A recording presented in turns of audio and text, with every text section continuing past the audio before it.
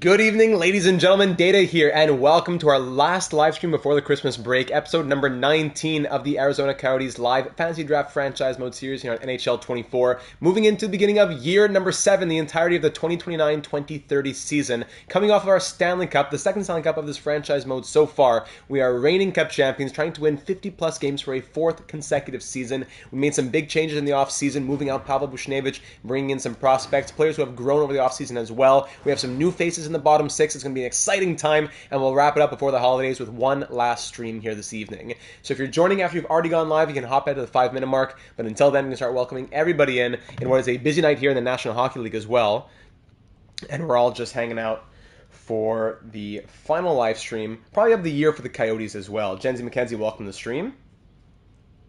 We'll have other streams before the end of the calendar year, but this will likely be our last Coyote stream of 2024. Definitely our last one of before the holidays, though.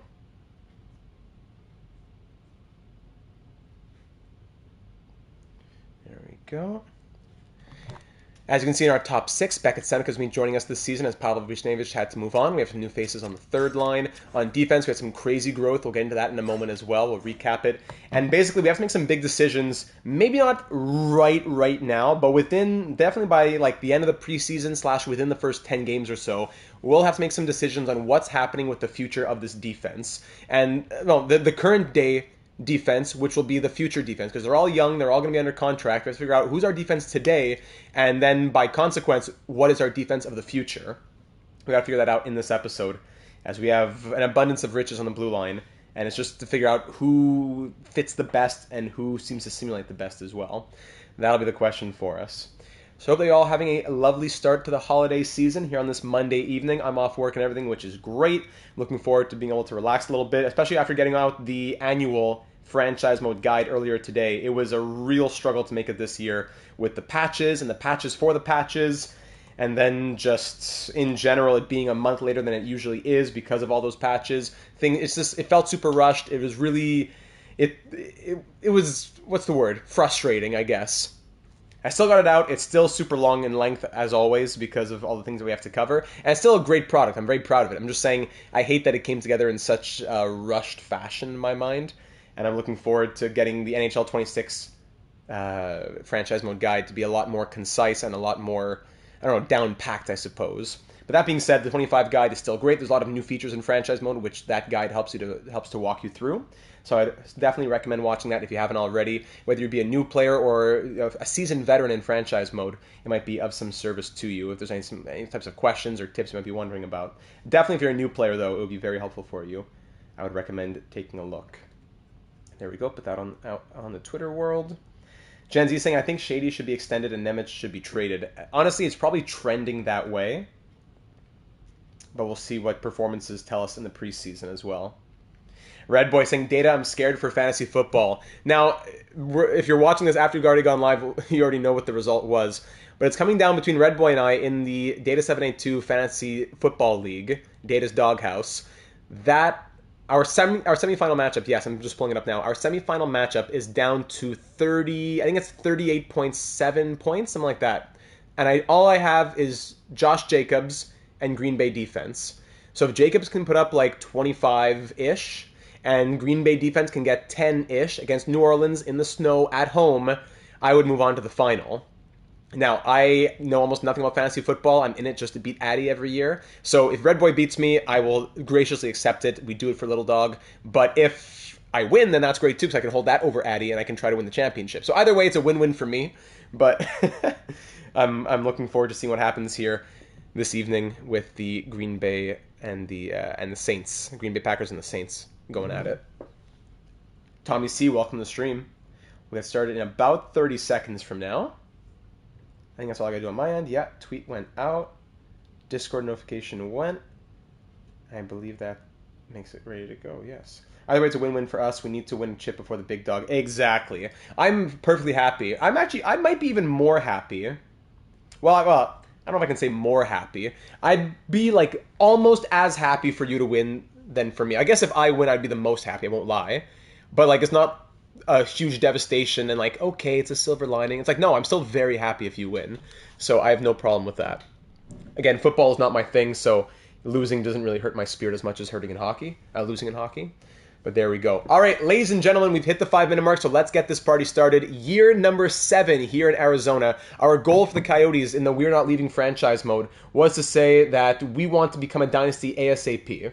Now, we've won 2 cups in the last 4 years, which has definitely gotten us on our way there, but the job's not done yet. A 3rd cup within whatever it might be, 5, 6, 7 years would go a very long way. So we have a bit of a buffer now that we won 2 and 4, but we got to win that 3rd one before it's moving into, okay, 3 and 12 is not quite the same category, right? And then, of course, we want to start thinking about wrapping up NHL 24, focusing more on NHL 25 now that it's been patched, maybe even some HLM, Hockey League Manager Series. So NHL 24 is still great. I don't want to rush this series, but the goal of this series is coming to an end. If we can win that 3rd cup soon, we'd probably move into the end of the series. Now, that being said, we're moving into 2029-30 with high expectations once more. We've won 50-plus games the last 3 years in a row. Year 1, missed the playoffs with 40 wins. Year 2, 45 wins and lose in round 2. Year 3, 45 wins again, win the Stanley Cup. Year 4, 56 wins, lose in round 1. Year 5, 58 wins, lose in round 2. And last year, year 6, 53 wins and win the Stanley Cup. So 3 consecutive years of 53 wins or more. We have won... it was just the playoffs last year, but before that we had 3 consecutive Central Divisions, etc. Now, for the forwards, we had to trade out Pavel Buchnevich in the offseason, unfortunately. It just came down to age, overall, and player growth in our organization. Buchnevich was so consistent. He was a point-per-game guy in the playoffs. He was like a 70-point guy in the seasons, in the regular season, that is. He won his 2 Stanley Cups. It hurt to move him, but we brought back some very good value. Now, this has been a huge talking point in the Discord server. We acquired 2 players from the Columbus Blue Jackets. Now, check this out. The first one, who's the bit on the lower end, I suppose, but still very valuable, is... Was it Girard? No, it wasn't Girard. Could it be that it was Lynch? No. Oh, he's not unsigned in the system. Peluso, right? No. Harvey. It was Harvey, yes. Ian Harvey. We acquired him from the Blue Jackets. We got 2 prospects from the Blue Jackets by trading Buchnevich to Columbus. Ian Harvey, defensive defenseman prospect, 2nd-round pick in 2027, who already has 93 shot blocking, 90 stick checking, but 1.5-star puck skills. Thankfully, 4.5-star physical, so he could be useful, but he probably would never grow more than like a 3rd-pair guy because of how he'd be held back by his attributes. So Ian Harvey could be something to look forward to, but the guy that we're most excited about was the guy that we took a real shot in the dark on, Akeem, I believe, Schultz. Schultz or Schultz, we'll see in a second. I don't want to spoil his rating. We acquired this guy Schultz as a 67 overall with medium league potential at 20 years of age. An offensive defenseman. I said, I'm thinking back, this is a shout out for all of you old viewers, I'm thinking back to the Honolulu Huskies and Parker Martinez, who had low elite potential, I think, as an offensive defenseman drafted in the 6th round, and just because you crossed your fingers and they had the right potential and he ended up growing, it really worked out. So I said, hey, we'll acquire the 67 overall. He's medium elite. He's 20, yeah, so he's not like 18 or 19, but he's 20. He's not old. It's not over yet for him. But I wonder, will he really grow? Let's hope and bank on the medium league potential. And by not only the next season, by 1 week later, from June 23rd to July 1st, Akeem Schultz grew from 67 to 80 overall. So we acquired him at the perfect moment. Columbus really was devastated on that one, I suppose. Just now with 4-star puck skills, 4-star shooting, 4-star senses, 3.5 defense, 3-star skating, and 2-star physical. Now, I posted this on I say it was a talking point in the Discord server. I posted this screenshot in the EA NHL franchise subreddit saying, wow, look at this growth. And I've never been more attacked, I gotta say, by the community. And by that, I mean like 3 people. But a lot of 70 upvotes, people were happy for it. They were saying, wow, that's great. But to have more than one person, one is crazy, but more than one person be like personally offended and angry and like... I don't know what the word would be, just personally offended, I suppose, that I were to share this and claim him to be my own prospect because I didn't draft him. How could I do such a thing? So if you are one of those people, I do deeply apologize. I know it's all fake. It's all the manipulation of the screens. I'm sorry to be fooling you, Hobbsy. I'm really sorry if I offended anyone with this, but it's a fantastic story in my books. I love that not only that he had that growth, but we took the chance on acquiring him, and just a week later, later, we got the ROI, return on investment. So after that, he grew to an 81 overall over the course of the offseason, and now he's an 81 with medium league potential and all those attributes listed as a top 6 defenseman. So that kind of muddied up the blue line because we said, okay, it's me, Shady, Byram, Nemec, Cahill, Tuzolino, Bichelle. But now we have Schultz, who isn't just a defenseman, but a guy who probably needs top 4 minutes sooner rather than later, if not third pair and like power play at the very least. So when we think about that, we also have to consider that Slim Shady and Simon Nemec are expiring RFAs. Now, on the team right now, in the entire organization, all expiring, in this next offseason, we're going to need Shady, Johnston, May, Nemec, all to get signed on. Now, if I pull up the calculator, we have, according to the extension dollars, $28.23 million to play with. If we can get Shady at, we said, so we're definitely going to try and get Shady at 85%, 12.575, 85%. We'll try to get him at 10.7 about. 10.7, so 28.23 minus 10.7. That leaves us with 17.53 for Johnston, May, and Nemec. Right away, Nemec stands out as the odd man out because we don't have we have the positions, the players to replace his position in the lineup. So if Nemec couldn't come back, we could live with it. Or do we want to sign Nemec and trade out someone else who's taking that spot already, or who would be taking that spot already? Wu Mei is another one that has to come back. Wu Mei has been probably the MVP of this franchise mode series, but she wants some crazy money right now, and I wouldn't mind just qualifying her and seeing what happens in July. So let's say if we could in theory get her for, let's say maybe it ends up being $9 million, that would leave 8.53 left over. If we were also trade out Tuzolino, which I think would be 3.5 million, that would allow us to have about 12 million to talk about Wyatt Johnston, and that's pretty much what he's looking for here. He wants a big contract as well. He wants 5 by 12.95, 85%. Wyatt Johnston wants 11 million, 5 by 11. So if we give Shady 10.7, Johnston 11, and May 9, that takes and trade Tuzolino to make it work. That takes away all of our money. We can't sign Simon Nemec for the reasonable about, what's he looking for? Like, let's say 5 by 7.45. He'd want 5 years at 6.33. So yeah, it's doable, but we'd have to trade out another defenseman to make it happen. If we look at all the main roster here, defensemen, yeah. So Byram at 6.8 million, 90 overall. I prefer not to trade him. Schultz is not moving, that's for sure. Shady, I think, is going to have to get re-signed at that dollar amount. So if Shady and Byram are staying for sure, then the second pair could possibly be long-term Cahill and Schultz. Or do we trade out Cahill and trade out Tuzolino, and the second pair is Nemec and Schultz? Cahill is lefty, righty, but a right-handed shot. Excuse me, hiccup. So it's not a huge deal whether it's Cahill or Nemec. Who simulates better? Simon Nemec has been consistent. We can say that. He's been with Arizona his entire franchise mode here. Actually, his entire NHL career, yeah, because we drafted him in the fantasy draft. So 482 games played with us, 175 points, a plus 63.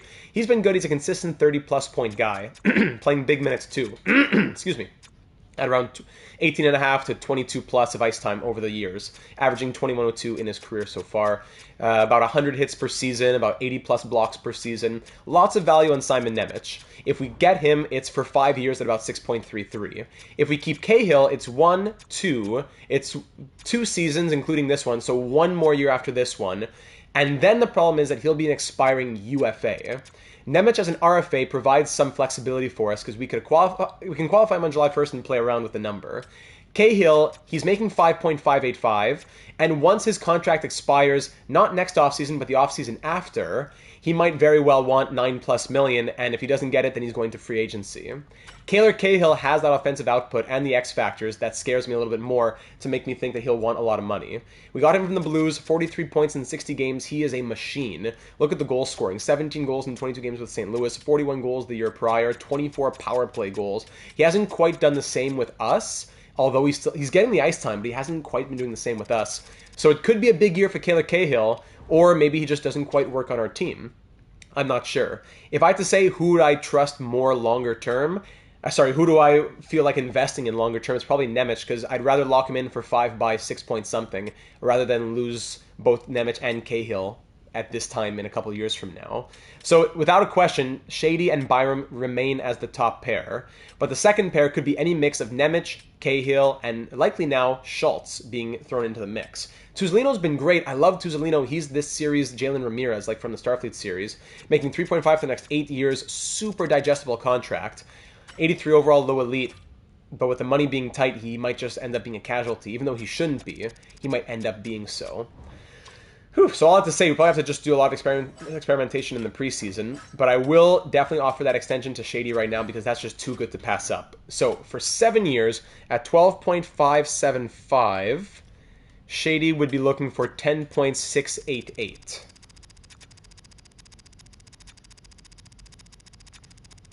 10.688.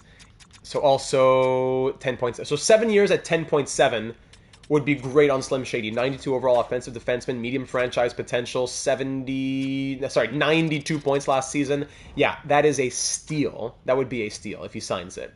So we'll cross our fingers and wait on Shady. For the rest, we can wait on May and Nemec as RFAs. Johnston is the tough one. He wants $11 million, but even if he's had the output, he's going to be the second-line center, right? He'll always be behind Austin Matthews. Hobbsy says, very much appreciate this stream while waiting at the airport. Perfect timing, Hobbsy. Love you, buddy. I love it. And hopefully, speaking of Hobbsy and airports and going on vacations, things like that, I hope that everyone is having a very safe, very relaxing holiday season. Christmas in just a couple days from now. This is going to be the last piece of content, and so probably about December 27 or 28, I'll put something out again. A little Christmas break, a little buffer. So everyone, just God bless, enjoy your loved ones around you, the relaxation that the season brings, and of course the reason for the season being Jesus' birth.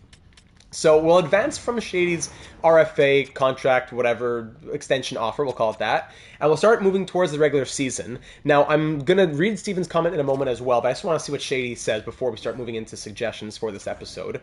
Let's advance a couple more days here. Come on, Slimmy boy. Extreme Brandon Duheim is on board. Jackson, I love that one.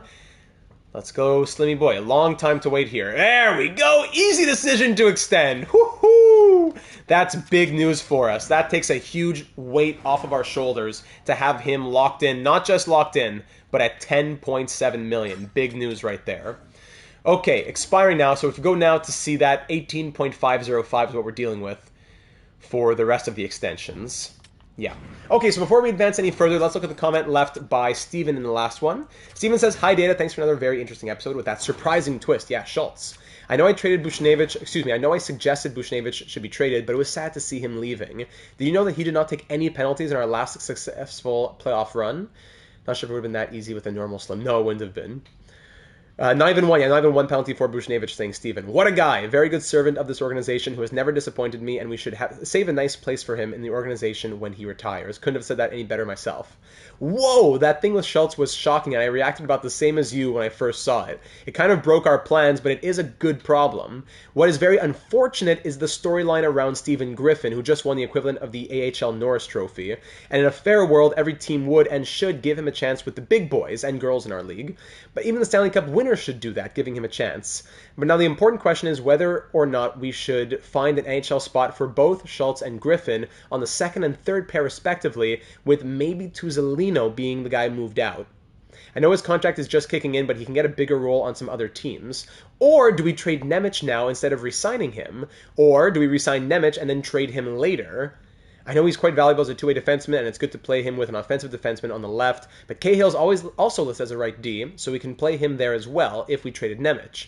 We should think about that, as we have quite a few options here, and we're young in our defensive ranks. No one's over 30, and I think we should also look at them all in detail with emphasis on the longer-term plan. How does the money work? Who's going to need a new contract in a couple of years? That's what I was talking about with Cahill. And detailed research with the line fits and all that. Also, Steven's very disappointed with Sikora down in the AHL, who didn't grow at all after winning the equivalent of the Hart, I believe, and he's still a 77 overall. Our forwards are set, and we will see how they go, but we should think long-term as well. Austin Matthews was quite disappointing lately, and in the last couple of years, lately and over the last couple of years, and I could see a brand new captaincy core with Manlow and Coyle in those. Sorry, not captaincy core; it's a C core, so center core. My apologies, I'm having a hard time reading after I've had such a what's the word I'm looking for? a franchise mode filled day with me making the guide video. It took like 12 hours, so my brain's a little burnt right now. We should make sure that they get the ice time they need for their growth, and I believe Manlow can follow Coyle in the hunt for the Calder. I'm also curious if Kuhlman takes his chance. And yeah, I forgot to say that Manlow is quite good on faceoffs. Is he better than Coyle? No, Coyle ended up being the better one with 81 as his face-off rating. And that's about it. I'm already looking forward to the next episode, and we're not leaving. We are Stanley Cup champions. Go Data, go Coyotes. Thank you, Steven. So yes, Roberto Coyle, coming off of the Calder Trophy, has the 81 face-offs. On his right will be Maximus Manlow, who was the second overall pick in 2028. We got him after the Flames offer sheet fiasco with Marco Kasper. We got their first round pick, which ended up being second overall. 5-star shooting. He's ready to make his NHL debut. And on the left side is also Artem Kuhlman, who was a second round pick of ours in 2027. Kuhlman spent last season in the AHL, scoring 68 points in 60 games, and now he'll get a chance on the third line with his own medium league potential. So Seneca moves into the top 6. The rest of the other 5 players in this top 6 stay the same. Third line is now Manlow, Coyle, Kuhlman, and fourth line is Gabriel Fortier with Adam Novotny, another prospect in our system. Medium top 6 potential, 79, 21 years of age. Second round pick in 2026, who last year in the AHL scored 61 points in 72 games. So would it be better to give him first line AHL minutes? Maybe. But I feel like I want to give him the chance that Sikora maybe didn't get. Maybe that's why he's stagnated a little bit. I don't know. Sikora's still 77 at 25, and Petrovsky on the fourth line right wing. On defense to start the preseason, we were thinking Byram Shady, Schultz, and Nemec on the second pair. Tuzlino Cahill on the third. Gen Z saying we should trade Johnston's rights at the draft to make room for Maximus Manlow. That's also a point to consider. If we re-sign everyone who's here, who's expiring, May and Johnston, then where does that allow for Maximus Manlow or Coyle or Kuhlman to ever join the top 6? Benson's not leaving anytime soon. May wouldn't be leaving anytime soon if we extend her. Rantanen, okay, he's 32, but he's not necessarily leaving that soon either. Austin Matthews has been an enigma the last couple seasons, actually just last season. 74 points in 79 games. If he were to do something similar this year, I could see a world where he's traded, but I'm really not expecting that. I actually expect a big bounce back. So I don't think Matthews is leaving anytime soon either. Beckett Seneca would have to fall apart, or Austin Matthews would have to fall apart, or Rantanen would have to fall apart. But May, Benson, they're not leaving the top 6 anytime soon. So Wyatt Johnston leaving, despite his fantastic performances, might be what makes the most sense organizationally and contractually, as Manlow would move up to be second-line center of the future once he's, whatever, an 85-plus overall. Where does that leave Coyle and Kuhlman? Well, that would be a question to see what happens with the top 6 of this season. So that's why we're not re-signing Johnston just yet, but that's our current predicament on in the forward core. So Byram Shady will start, Schultz, Nemec, Tuzlino Cahill for the preseason. But down in the AHL, it's tough because on defense, Stephen Griffin has grown from a 78 to a 79, and he won the AHL equivalent of the Norris last year, 50 points plus 36 in his first year in Tucson, and we just can't find room for him in the NHL. If we did get him in the NHL, it would mean Tuzlino out. Are we ready to commit to Tuzlino out, though? Because if Tuzlino is out, and Nemec is also out, let's say, that makes our third... What am I trying to say? Then that would make Cahill and Schultz our second pair, and Griffin and someone else our third pair of the future. That's not horrible either. So many different ways we can play this. Let's give it the preseason a little bit. Let's see how Schultz does with Nemec. But this is hard. Kaylor Cahill. Yeah, Tuzlino has such a good contract. Kaylor Cahill, like, if it wasn't for his crazy performances in St. Louis, I'd say Cahill's the odd man out, similar to how Adam Boqvist was the odd man out. However, could he do what he did in St. Louis with us? So the defense, or the power play, will be like this. Yeah, I already set this up. But I didn't set the rules, though. So let's call Cahill the finisher with his crazy shooting. Sorry, distributor would be Schultz. Cahill finisher, puck carrier, Rantanen, I suppose. Then power play 1 will have distributor as Shady, finisher as May, puck carrier as Matthews. That's what we'll do for the power plays. For the penalty kill, didn't really touch on this too much. I think it's one of Nemec or Tuzlino, says Hobbsy, but only one to make room for Griffin. Yeah, not both. So, and that's the thing. Like, if we trade out, by then if Johnson doesn't come back, then we would have the money. We don't need to feel forced to do it just yet, because Griffin, I guess, could stay in the AHL. But we don't want to wait too long that Cahill's getting buried on the third pair all season long when he could be playing second pair. But then does Cahill and Schultz, does that work together as two offensive defensemen? Maybe not either. Oh boy. So, first penalty kill, let's say, sure, Matthews and Coyle. Second can be Johnston and Benson. Third can be Rantanen and Manlow? No. Rantanen and who has some good defense here? Seneca, actually. Let's give Seneca the ice time. 4-star defense, yeah. Let's give back at Seneca that ice time. There we go. 3-man PK. Let's go. Wait, why do they have all my fourth line as the 3-man PK centerman? What? Austin Matthews, 3-man PK 1. Johnson, 3-man PK 2. Coyle, 3-man PK 3. There he is. He's already there. Okay. Extra lines. 4-on-4. Matthews, Benson, Shady, Byram. 4-on-4, 2. Rantanen, May, Cahill, Nemec. Okay. Tuzino, Schultz, Johnson, Manley. Yeah, that works, actually. Overtime. Let's see. Matthews, Benson, Shady. Rantanen, May, Cahill. Okay. Johnson, Manlow, Byram. Yeah, I probably should be like that. As much as I'd want to put Schultz out in overtime. Matthews as the extra attacker. Shootout sorting by shooting. 99, 99, 98, 99, 93, 94, 99, 99, blah, blah, blah. So again, 99, 99, 98, 99, 99, 99. So Shady goes here. 84, 87.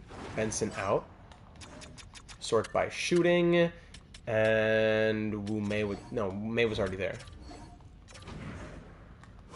Cahill, 99, 99. Actually, he's shooting first. We should never lose in a shootout like this. And Manlow, 93, 94. Anyone better than 93, 94 for the shooting? 93, 94. May's already here, right? 95, actually, no, we'll put Wu May. Good. Okay, we're good to go. Dustin Wolf, didn't even talk about the goalies at all. Dustin Wolf was our starter, continuing on 1 year removed from the Vezina back in 2027-28. Last year, 47 wins again, but the numbers were a little bit worse. Still doable, still manageable, and still Stanley Cup, absolutely, going 16-5 on our way to the Stanley Cup. Backing him up is Vyacheslav Voinov, who is our second-round pick in 2025, our goaltender of the future, I would think. He, with that medium potential at 83 overall, 22 years of age, will get backup opportunities this year. Lian Bichelle is 7th defenseman. And 13th forward is Brandon Duheim. Roster moves here. Hobbsy, 2 D-men in the top 3 of the shootout order. That's true, eh? Data going against the norm. True. Good catch. In the system, Duheim will come up as 13th forward. Do we want a third goalie? Probably, eh? Because our goalie down in the AHL is who again? It's Kenny Thompson, and who's this? Miles Cullen. Who's that? So even get an AHL, anyone with like really cheap potential who just want to be in the AHL? Let's look at goalie options here. UFA goalies. What would Voinov be looking for in an extension? I was thinking the same thing. Let's check it out. So we can sign Klang as our NHL third goalie, Calle Klang. Why not? Good numbers last year. Calle Klang. Okay. There's also this guy, though. Divencentis. Dominic Divencentis. Divencentis. That's what I'm trying to say. Wait. Sono Italiano. Come on. Domenico. Do we sign him? What are his numbers like? No. Okay, Calle Klang, welcome. You're going to be our NHL third goalie. And for the AHL, anybody who's like super... someone who wants a 1-year contract, though. 2373? Yeah, sure. Muir. Jackson Muir. But is he higher? I'll be higher than Kenny Thompson. I want Kenny Thompson to be starting. Gord Cantor. 1-year contract for Gord. Gordo! Melker Thielen, he could be yours too in the Discord World Junior Championship pool. True, forgot about him. If you haven't joined our World Junior Championship pool in the Discord server, there's a pinned message in general from Hobbsy. I would 100% recommend you getting in on that ASAP. I'm going to be sending my lineup hopefully tomorrow if I remember to Hobbsy. I'll definitely do it before the deadline, but I hope I'll do it tomorrow, not on Christmas morning. And we can advance... Actually, let's see Voinov's extension demand. And then we can advance to the preseason. Goaltending. Oh, we already did sign Voinov. I forgot. 0.825 for 2 years. 0.825 for 2 years after his ELC expires. Then he'll be an RFA. Great. Yeah, someone was telling me that. I thought we'd already done that. Lovely. Let's get to the first game of the preseason now. Cantor signs on. Great. And Cali Clang signs on. Lovely. Cool. Cool. So let's see this. Scratches. No. Let's go to roster moves. Call up Clang. Goalies. Clang 78. Thompson will start. Good old Kenny. AHL. Goalies. Thompson. And Cantor. Feel free to bombard my DMs Christmas morning with your lineup so I don't have my laptop with me, so I don't expect quick scoring updates. Lovely, no problem. Thank you, Hobbsy. Okay. Whew. So still a lot to think about, but let's get the preseason started, especially with the lineup as it is. Oh, and the captaincy. So we're talking about, do we trust Austin Matthews to take back the captaincy after Johnny Gaudreau won the Stanley Cup last episode, or not last episode, but 2 episodes ago. Now that Matthews is back, now that Gaudreau has retired, Matthews will take back the captaincy, with Rantanen and Byram being the alternates as always. So no need to change anything to the captaincies. I believe that will continue as always. I want to give some extra ice time to Novotny, though. I got to find a way to do something. I don't know. Did it say... I said sim. Back out. Try again. Game 1 of the preseason. Schultz making his debut here in the second deep pair, playing with Simon Nemec. First period, 1-2-0, Dallas. Second period, 3-2, Novotny, Fortier, and May. Woo, 2 goals from the fourth line. Third period, 3-3. Overtime solves nothing. Shootout, 4-3 Dallas. We lose, outshooting Dallas 42-36. Let's see the stats in this one. 2 points from Fortier, awesome. +1s from Cahill, a bunch of guys actually. A lot of +1s. -1s from Schultz, Nemec, and Petrovsky. Yeah, Schultz, 1 assist, playing 25.5 minutes of ice time. 4-3 Stars win. Okay, Dustin Wolf started that one. Gabriel Fortier. Let's advance today.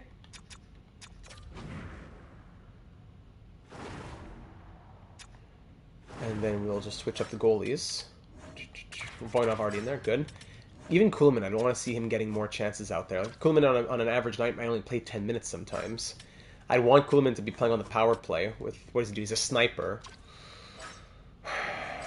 Maybe he replaces Seneca. No, it's Seneca. I don't know. Could he replace Seneca? Seneca's getting second-line minutes. He's getting penalty kill minutes. I don't know if I can take him off the power play, though. This is his season to try and prove himself, prove his worth in the top 6. It's tough. A lot of guys need ice time. All right, here against the Nashville Predators now. Preds. First period, 2-2. Coyle and Schultz for us. There you go. Second period, 3-3. Maximus Manlow. The kids are getting in on it. And third period, 5-4 Preds as Shady gets 1, but we lose. Voinov allows 5, unfortunately. 2 points from Shady, Coyle, and Kuhlman. Matthews with an assist. Schultz, 1 goal, -1. Again, now he's -2 with a goal and an assist in 2 games. -2s from Nemec and May, sadly. Yeah. Okay, let's keep on simulating. Let's go through the next couple games of the preseason. I don't really have much to look at in depth. I was just curious a bit about Schultz and stuff like that, seeing how he would do in the slow sim. 5-1 win against the Jets. Blackhawks are 3-0. They beat us 5-3. We are 1-2-1. Wild, we beat them 5-2. Blues, we beat them 5-4. 11 points in 6 games from Slim Shady. Last game of the preseason now. Do we want to mix up anything for this last game? Possibly the defense. So if I go on defense and say Nemec and Cahill, let's try. Sorry, Schultz and Cahill with Tuzolino and Nemec. Hurts the chemistry a ton, but hey. Schultz, ish. So in the last 4 games, he has 1 assist and is a -1. Schultz, sorry, Nemec is -3. Good old Tuzolino, man. Nemec isn't making a case for himself, but again, we can't always take the preseason too seriously. You gotta wait and see some regular season results. Okay, first period here against the Avs, 2-1 Avalanche. Second period, Voinov's in, 3-1, Lafferty scores. Third period, 4-3 the final. Coyle and May score. But sadly we allow 4. Yeah, Voinov didn't look too great, I don't think. Shady had 2 points. Same for Benson. -3 for Manlow. -2 for Coyle. -2 for Kuhlman. Ouch. Yeah, so the plus-minuses were not great, I don't think, this preseason. Where is the Matthews and Rantanen scoring, is what I'm asking. Are we going to see Wyatt Johnston become our first-line center again, I wonder. Shady, 13 points in 7 games is a +5. Rantanen and Matthews, okay, 7 points each, I take it back. Fortier had 5, woof, with less than 8 minutes tonight. Wume 5, Manlow 5, Benson 5, Cahill 5. Okay. Nemec 4 points, -4. Kuhlman 4 points, Coyle 3, Novotny 3, Schultz 3 points, -4. Johnston only 2 assists from Wyatt Johnston, playing 19-11 per night. Petrovsky a goal, Byram 1 assist +6. Seneca 1 assist, -1. Ouch. Yeah, Beckett Seneca, you gotta wake up, buddy. Maximus Manlow's waiting for your spot. I'm not gonna trade out Johnston and have Manlow come up to a second line of Seneca and May if Seneca's going to be a bum. So Seneca, wake up. Tuzlino, 1 assist, -1. And for the goaltending, Wolf went 2-1-1, 919 save percentage, 2.75 goals against. But Voinov, in 4 appearances, went 1-2, 857 save percentage, 4.15 goals against average. Yeah. Okay, so I think we'll start the season with the lines how they were to end off the preseason. I'm going to try, because Nemec didn't really impress me. Let's try starting him on the third pair, and we'll go from there. We can't have Cahill or Nemec living on that third pair, though. Someone has to be traded. I don't know when, but someone has to be traded. So let's get the regular season started now. Let's do it. Game 1 of Year 7. NHL debuts from Kuhlman, Manlow, and Schultz. Coyle in his sophomore season as the reigning Calder winner. Novotny also NHL debut. On defense, it is everyone good there. Voinov on the bench for his first NHL game as well, serving as backup. And there you go. All right, let's do it, ladies and gentlemen. Leave a like if you haven't already for some good luck. And let's get year number 7, 2029-30 started with a home game here against the Winnipeg Jets at Mullet Arena. Coyotes and Jets, enjoy. First period action, and it's 1-1 after 20. Zach Benson scores on the power play 2 minutes and 2 seconds in to start this season. Kiwi Haru ties it long after. No scoring in the last 14.5 minutes. Shots end 19-9 in our favor. Second period, Kuhlman. Artem Kuhlman scores his first career NHL goal in just 20 minutes and 16 seconds into his first game. Benson scores his second. It's 3-1. Second period concludes 3-2 as Connor Bedard scores late on the power play with 36 seconds left. Shots are more than double in our favor. 35-15, and we're up by 1 here in the third period, thanks to Zach Benson's double. 41-20, the shots in our favor, still more than double. Oh my goodness. 10 minutes to go. Power play, Coyotes to put ourselves ahead. No, still a 1-goal game as the Jets kill it off. Power play, Winnipeg now. We kill that one off. Power play, Jets again. We have another huge kill. Final minute, and the Coyotes hang on tight with the shots ending 44-26. Zach Benson's 2-goal game is enough to give us the win. Matthews has 2 assists, returning to the captaincy with Johnny Gaudreau now retired. And Dustin Wolf makes 24 saves in the victory. 3-2 Coyotes win. And we'll take that. Thank you very much. So let's get the first, let's just say 5 games. I thought this was a fantasy draft. I'm just trying to think how Bedard made his way to Winnipeg. Sometimes I forget too. 2, 3, 4. Let's go to game 5. Actually, let's go see Marco Kasper and the Flames for 6 games. Then we'll take a little pause to see what's up. 5-3 win against the Wild. Look how fast the simulation is. 10-4 win against the Flyers. Oh my goodness. In Buffalo for a 5-1 win. In Montreal for a 5-2 loss. And now we'll host Calgary. 4-1-0 is our record through 5 games. Here we go, hosting the 3-1-0 Calgary Flames. Maximus Manlow should have been a pick of the Flames, but we got him. First period, and it's 1-1 after 20. Beckett Seneca scores early, and Sidney Crosby. Sid the kid still getting it done at the age of what now? 40 plus? 1-1 after 20. Second period, 2-2. Quinn Hughes on Calgary. Wow. And Kaylor Cahill for us. 2-2 game. Shots tied at 17 apiece as well. Third period action. Next goal might be the winner in a game like this one. Shots, very conservative on both sides too. Power play Flames now. Killed off by the Coyotes. One of the better special teams in both pony kill and power play for us last year. 5 minutes to go. Now we're really at next one wins category, territory, I should say. Final minute, and we're headed to overtime. Shots 29-24 after 60. Back in a few minutes, they just changed our gate. No problem, Hobbsy. Good luck. Final minute, we're off to the shootout with the shots ending 35-26. And in the shootout, we take it 3-2. Cahill scores, Gensel answers, but Slim Shady gets the winner. And we take it 3-2 in the shootout to bring our record to 5-1-0 through 6 games. All right, now let's back out. Let's go see the point totals here. 10 points in 6 games. Again, very small sample sizes. I'm not looking for big things. I just want to see some trends through 6 games. I grab a little sip of water. Wow, okay, so immediately after Benson's 10 and 6, Kaylor Cahill, 5 goals and 9 points in 6 games. He's making his case. I'm not saying Nemec is better than Cahill, but I'm saying that Cahill's going to cost us a ton. Wume has 9 points as well. Rantanen 8, Matthews 8, Johnston 7, Seneca 6, Shady 4. He's getting a lot, yeah, playing 26 minutes a night. Manlow 2 goals, 3 points, -6 on that third line. Tuzolino 3 assists, -4. Kuhlman 2 goals, -6. Byram, Nemec 2 assists, 2 assists plus 1 for Nemec, only playing 14 minutes a night. Coyle 2 assists, -4. Fortier 1 assist, -3. Petrovsky 1 assist. Novotny no points, -3. And Schultz no points as a -1, playing 15.5 minutes per night. Are we playing Schultz over his head? Should we put him on the third pair maybe while he stays on the power play? And Dustin Wolf, actually, yeah, he's looking okay, but Voinov in his one appearance was very good, allowing 2 goals and 26 shots. Okay, so I'm thinking maybe change up the third line and maybe the bottom 2 pairs of defense. As I always say, small sample size, but I wouldn't mind just making a little tweak there. So the kids line here, Kuhlman, Coyle, Manlow is not doing super well. I wonder if something crazy like Johnston down, Coyle up would do anything. I'm not trying to demote Wyatt Johnston, but I just wonder if spreading the wealth a little bit, and then my goal is to go back to these lines in like 10 games. Let's just bring Johnston down for a little bit. Yeah, Tuzolino and Schultz have positive plus minuses, yes. But I wonder if Nemec, with how well Cahill's been doing, I wonder if Nemec coming up and then a third pair of Schultz and Tuzolino would be interesting at all. Just to experiment. Actually, Shady's not doing well either.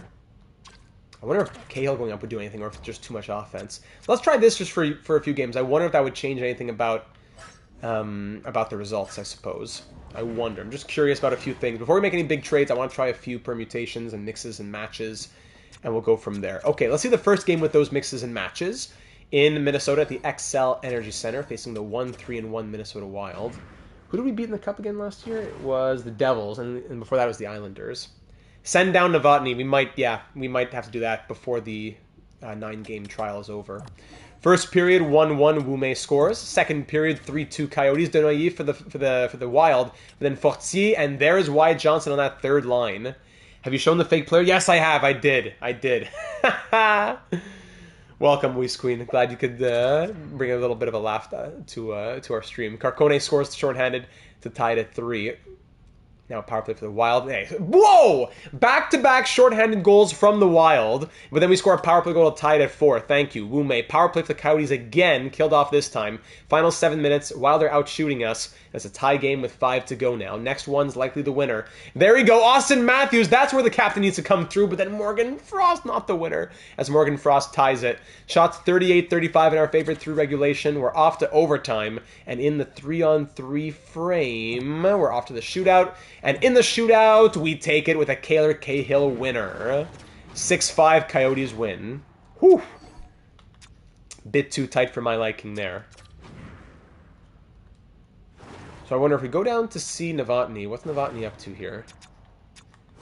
7 games, 1 assist, -2, playing only 8 minutes per night.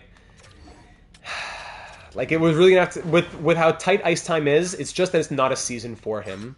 It's nothing to do with him, it's just it's not the right season. So, Novotny, I'm going to send you down. We'll make Zuheim a full-timer, possibly. Maybe we'll sign somebody else, we'll see.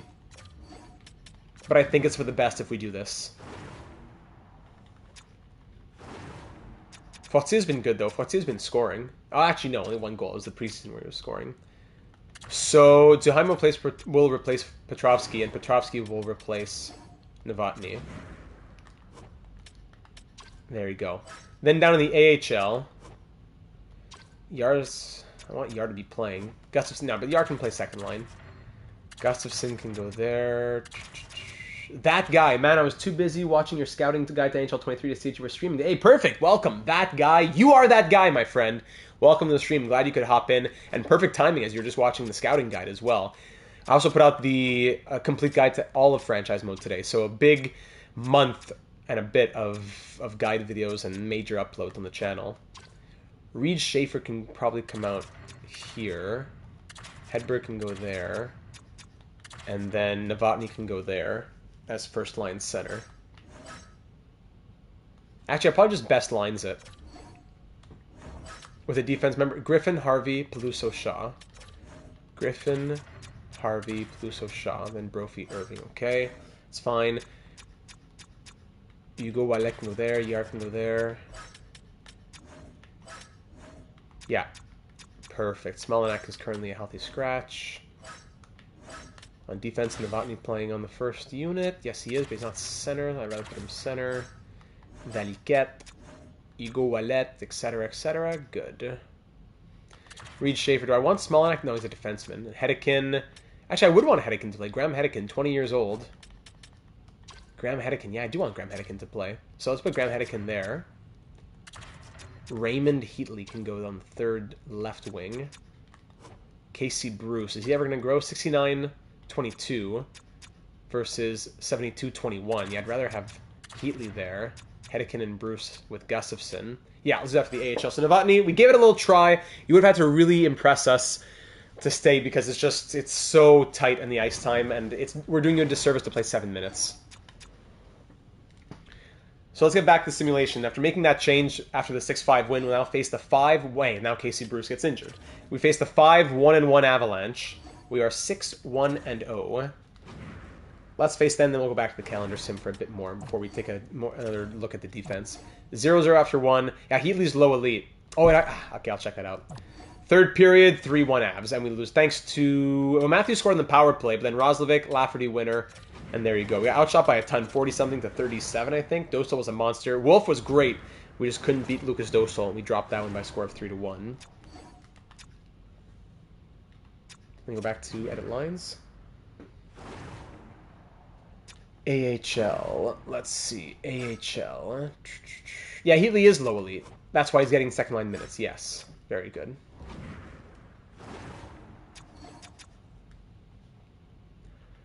Now let's go to the calendar. Calendar. Let's just sim a week and see if that injury, that Casey Bruce injury comes. Actually, this guy, Kiskinen, has been injured too. Defenseman, if I'm not mistaken, right? No. Oh, it's a playable injury. I know he's a forward. Correct? Yes. Kiskinen's a forward. And he's replacing Bruce. That's what it was. Liam, welcome to the stream. Glad to hear from you. Casey Bruce is healthy now. Okay, Casey Bruce comes back. Kiskinen comes out. Kiskinen is a 77, medium, top 9, 24 years old. Yeah, not a big deal if we don't play him. So Casey Bruce goes back there. Great. NHL, AHL, swap up and down. We're 5-1-0 in the AHL. And that was a 4-3 overtime win against the Capitals. Let's go see... I don't know. Let's just keep on simming. Let's just sim and see what comes our way. All right, Tuzolino on the... Oh, wow, what an offer that was. JT Miller. Let me see, what was it again? Hold on, let me pull... It was JT Miller and Klim Kostin for Tuzolino and Samoskovitz. Now we're being offered Tomasino and Hayton for Tuzolino and a third. People want Tuzolino. Wow. 4-1 win then there against Capitals. 2-1 loss, 4-3 overtime win. San Jose again, 3-2 win this time. Ian Harvey for a third, a fifth, and Alex Nylander. No, thank you. 10-3-0 is our record. Nugent Texie. Wow. 4-0 shutout of the Kings. Who's doing well? Let's go see the Kraken, who we beat in the Western Conference Final in 6 games last year. And an 8-0 shutout of the Panthers. Wow. Facing Data, Desora, Pittis, and all the other legends here in Seattle. Let's do it. Rematch of the Western Conference Final. First period, 2-0 Kraken. Pittis scores twice. Second period, 2-0 it remains. Shots 25-24 for the Kraken. But we cannot beat... there, Annunen. Finally, we do with our first, as Mikko Rantanen breaks the deadlock. Well, just breaks the shutout, I should say. 2-1 Kraken now, but now Pittis with the hat-trick. All 3 goals for the Kraken from Pittis. 8-0. Yeah, what a win that was over Florida. You don't see those every day. 4 minutes ago, we're down by 2. Pittis scores all 3 for the Kraken, putting the team on his back as we're not shut out, but we're closed down by a very hot Justus Annunen. Shots end 36-35 for the Seattle Kraken, but we lose 3-1. Annunen, what a machine. All right, credit where credit is due. Big win for the Kraken there. So that's now 16 games played. It's about, what, 9 or 10 games since we made those changes on defense? We're back. Also, airport gift shops are a scam. Don't get me started. Something funny that I do, actually, this is more in the personal life, so I don't talk about Justin Jacobs, what's his name? Josh Jacobs touchdown. Josh Jacobs touchdown. Okay, let's get started. Here we go, Josh Jacobs touchdown. Can I do it? I need another 23 fantasy points. 23 fantasy points from between Jacobs and the Green Bay defense. Every year on New Year's Day on Facebook, my dad will, through me on my Facebook account, my dad over the course of the year calls certain things a scam, and I write down a list of them, and every January 1st we put out a list that is the top 10 scams of the year, of 2024, of 2023. It's been, I think, like 7 or 8 years that we have a top 10 scam list of the year going on. I can't wait to get this one out too. All my Facebook friends love it. Are we 5th in the division? I'll check that out. Sorry, so now on... Actually, I should look at the forward scoring, not just at the lines. So where are we in the division? Is it a hot division? Wow, we are 5th in the division. Look at these teams above us. Wow, it's a packed Central Division. That is not good news. Okay, so Austin Matthews leading the way. That's what we've been looking for. Good. 21 points from him. Wu Mei has 19. Benson 17. Rantanen 15. Shady 15. Cahill 10 goals, 14 points. Seneca 14 points. All right, good. That's what I like to see. Wyatt Johnson 13. He slowed down but because we put him on the third line, but that's good because he's a +6. And the other third liners, Coyle's now a +2 with 7 points. And Manlow... Sorry, not Coyle. Coyle got moved up. Manlow's 5 points, -8 from Manlow. 3 points, -5 from Kuhlman. So the plus-minuses are still not quite clicking on that third line. Byram. Nemec has 6 points and is a +3. Nemec is going to be his usual self. It's tough. Tuzlino, 4 points, +5. Fortier, -7. The fourth line, Duheim, no points, -4 in 9 games. The goaltending has been hot. The goaltending has been outstanding, actually. The bottom 6 has been killing us. So let's try and mix things up a little bit. Again. Let's bring Johnson back to the top line. But can anyone from this third line move down? That's the problem. Can we really move any of these guys down? Fortier, 1 goal, 3 points, -7. With his 2.5-star defense. Maybe we just need a more defensively responsible fourth liner in a Fortier trade. Wu Mei needs even more ice time. Seneca, the playmaker. Manlow's just not scoring. Maybe let's try Manlow going to the wing here. I wonder if Manlow, Johnson, and May would do anything. Seneca, Coyle, and Kuhlman as the third line, and then maybe make a little trade of Fortier and a late pick for some other 80 overall two-way forward. I wonder. And then on defense, Byram and Shady continue to work, no problem. Kaylor Cahill, 10 goals, +9. We can't trade him, but Nemec has been fine. Schultz isn't forcing his way into the top 4 right now. So we don't need to trade away Simon Nemec right now, but I do feel as though in the offseason, Nemec is going to be the odd man out. That being said, we're not forced to make a trade today, because Schultz is not telling us that he needs to play top 4 minutes. Playing 16 minutes a night, which is already generous, is fine for Schultz, who has 2 goals in 16 games as a +1. He's a rookie. So Schultz and Tuzlino, I think, can continue as the third pair. It's more the forward. So we make a little change there in the middle 6, bottom 6. Let's go make a little trade now. Let's go to the player search. I want to find a really good defensive two-way forward. Let's go all out. I want a forward. This guy might not even exist. I want a forward who's, give me a guy who signed onto a contract. Well, actually, if he was a free agent, that would work too. But give me a forward. I doubt there's any forwards at this overall, though.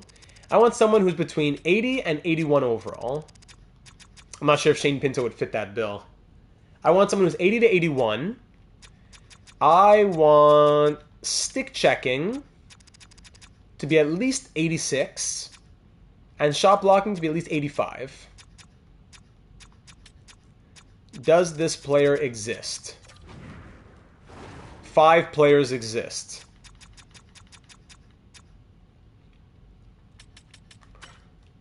So there's Ostapchuk, who's in the AHL right now. 4-star defense. 97... Sorry. Whoa, yeah. 85 defensive awareness, 87 shot blocking, 94 stick checking. Ostapchuk could be the guy. because he's in the AHL, which makes it a bit easier to acquire. Casper Simon Tavel. Lower defensive awareness, but 87, 89 for stick checking and shot blocking there. Let's see, Osipchuk looked really good. So let's get shot blocking. Can anyone beat Osipchuk? Is that's what I'm trying to look at. So let's bring stick checking up to 87. And shot blocking up to 86, let's say. That brings it still at 5 players. Okay. And what about the defensive awarenesses? Those really matter? Matejko at 78 defensive awareness. Does that matter? Let's say it does. Why not? Oh, actually, we can't sort by anything else. Okay, never mind. So just in our minds, Matejko would be out. So Osipchuk is 1. Next up, there's Mietinen. And by the way, Osipchuk, 12 points in 14 games in the AHL. Now, Julius Mietinen, 28th overall pick in 2024. Center left wing power forward. 6'4", 5-star physical. 89 shot blocking, 94 stick checking. Whoa. Julius Mietinen might be the guy too. Matejko, too low on the awarenesses. Casper, lower awarenesses again, but very high puck skills. And Fedor Sveshkov, who could play center. I'm between Mietinen and Osipchuk, I think I gotta say. Which one makes more sense? Mietinen and Osipchuk. The Senators are sellers, but they're a winning team. And the Canadians, doesn't really matter what they are, because Osipchuk is in the AHL. I do see the value in saving the AHLer, and why they'd want to move him as well. Like, no value at all. Plus, the Canadians take back Fortier, a good old good de chez nous. They want to get a French-Canadian back. So that makes even more sense for a Fortier trade. They want him. So if I give you Fortier for Osipchuk and a late pick, that might be the move. Osipchuk gets less trade value. Yeah, I agree. All right, Osipchuk train it is, says Hopsy. Here we go. Can I get Fortier for Osipchuk and a 6th? No. We'll try 7th, and then we'll try straight up. For a 7th. 2037th. Actually, let's try swapping 7ths even. Actually, I don't have any 7ths. Let's swap 5ths. Or even a 5th for a 4th. Can I upgrade my 5th to a 4th? Reject. Okay, let's try swapping 5ths. I'll move up maybe 15 picks or something. Swapping 5th, still rejected. It would work if we accept the deal, but we have to put Morgan Geekie on waivers. What about straight up? They wouldn't do that. So because of Geekie, they don't want to do it. But what's so special about Geekie? Geekie is 81 overall. Well, put Fortier on waivers then. But yeah, why would you want to acquire him? Oh, that's too bad. That is too bad because I think that Osipchuk was the move. Unless we acquire another player and then flip them to another team like a Voronkov, who's, yeah, he's a healthy scratch. Okay, give me Voronkov. I will keep him as my 13th forward. And I'll give you Brendan Zuheim. And we'll rework that 4th line. Fortier and Zuheim for Voronkov and Osipchuk. 2 guys that you aren't even playing. Trade Fortier for a pick and flip the pick for Osipchuk. Oh, that works too. That works too. I wonder if there's any team that wants Osipchuk, though. I'm sorry, wants Fortier. Actually, let me shoot high first. Fortier for a 5th? No. Fortier for a 6th? Let's probably trade him to an Eastern Conference team. Just in case. Fortier for a 6th. Alright, we don't want to do it either for whatever reason that was. The lighting. Back to where he was originally from. There you go. For a 6th round pick. What do you say, Tampa? They'll do it. Okay, now can I try and squeeze a 5th? 5th they wouldn't do. So yeah, let's just do the 6th then. 6th trade, the transaction, blah, blah, blah. Thank you. I have to call somebody up here. Any more? I thought I got another notification from Yahoo here. So I have to call someone up in the meanwhile. So just for a second, I'll call up Novotny. Just for a quick second. And then I gotta fix the lineups. Oh my goodness. Okay, forget it. But I already called them up. It's too late. Now I'll try flipping that 6th for Ostapchuk.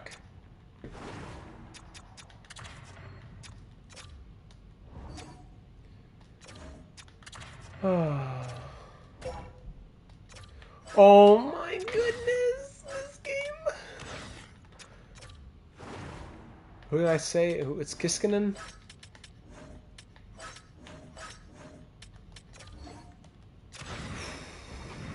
Okay.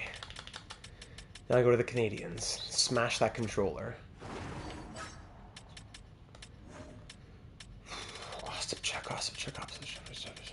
There you are. Now, watch them want a fourth or a third round pick, right? The Tampa Bay 6th for Ostapchuk. Montreal, what do you say? Trade accepted. Thank you. Oh, thank you for the suggestion to get that done as well, Hobbsy. Whew. Okay. Ostapchuk, welcome to the fourth line here in Arizona. That's the move that championship teams make. We got to make a little swap, and I think that's going to go a long way. We had to make a little swap. I think it's going to go a long way, is what I'm trying to say. So, back to roster moves again. Novotny once again goes down. And then... Is Ostapchuk already there? He must have been. Send him down. Training for a good old Alberta kid. There you go. Coming out to Zona. So on the fourth line now, we'll have Ostapchuk, 80 overall. And in the AHL, Novotny can go back. What a process. Zach Ostapchuk, welcome to the Coyotes. Let's keep on simulating now. Hopefully that helps a little bit for the fourth line.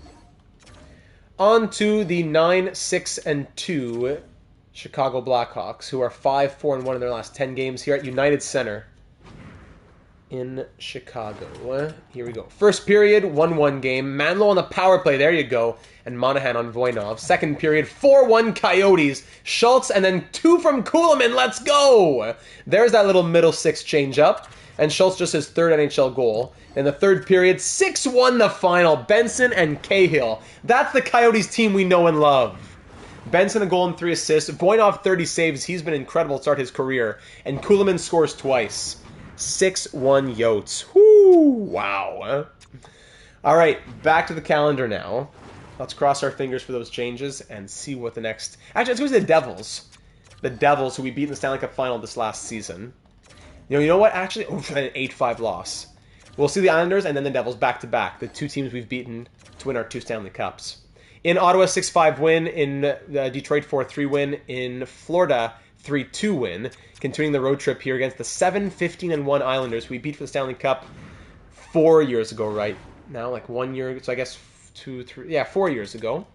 First period, 2-0, Rantanen and Petrovsky. Second period, 2-1, Olofsson scores on Wolf. Shots tied at 20, we're up by 1. Power play Islanders lost that. Power play for us, but then Marchman scores as our power play expires. 2-2 game, power play Coyotes. There you go, Wu Mei on the power play. Puts us up by 1. Wu Mei on the power play, we love saying that.